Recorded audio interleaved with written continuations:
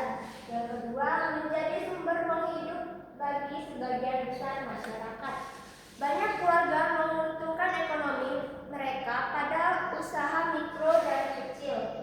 Yang ketiga, membantu mengurangi angka pengangguran. Dengan banyaknya peluang usaha dan kerja, UMKM berperan dalam menekan tingkat pengangguran. Selanjutnya, kontribusi terhadap PDB. Memberikan kontribusi besar terhadap PDB nasional, UMKM menyumbang porsi signifikan dalam nilai ekonomi Indonesia. Terbesar di berbagai sektor usaha, mulai dari kuliner, perdagangan, perajinan, pertanian, hingga jasa. Menjadi motor penggerak kegiatan ekonomi masyarakat. Aktivitas usaha UMKM membantu menjaga stabilitas ekonomi di berbagai daerah.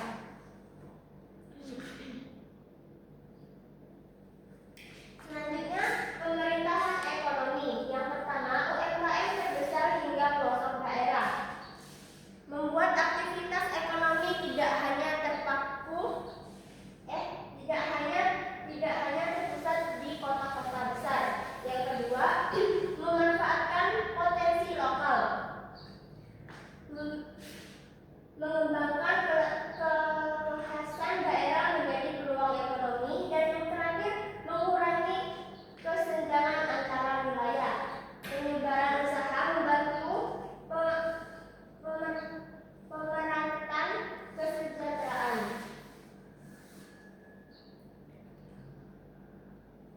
Selanjutnya, ketahanan ekonomi.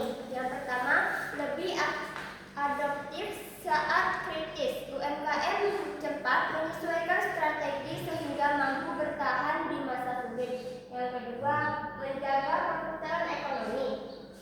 Aktivitas UMKM tetap menjalankan sehingga ekonomi daerah tidak terhenti. Yang ketiga, membantu stabilitas nasional. Ketahanan UMKM membantu menjaga pelestarian ekonomi Indonesia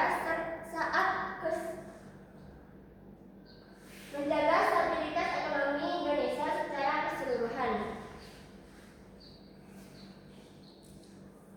Terus, inovasi dan kreativitas. Yang pertama, melahirkan produk unik dan kreatif. UMKM menjadi wadah munculnya ide-ide yang baru yang berbeda dari produk massal. Yang kedua, mendorong pertumbuhan industri kreatif. Sektor seperti kuliner, fashion, dan kerajinan banyak berkembang melalui UMKM. Yang ketiga, menciptakan nilai tambah bagi daerah. Produk lokal yang kreatif membantu meningkatkan citra dan ekonomi daerah. Terus di sini ada tantangan UMKM. Akses permodalan terbatas, keterbatasan teknologi dan digitalisasi, dan persaingan pasar yang ketat. Yang terakhir, kendala legalitas dan perizinan. Terus dukungan pemerintah. Yang pertama, pelatihan digitalisasi dan pemasaran. Yang kedua, program bantuan modal. Yang ketiga, penguatan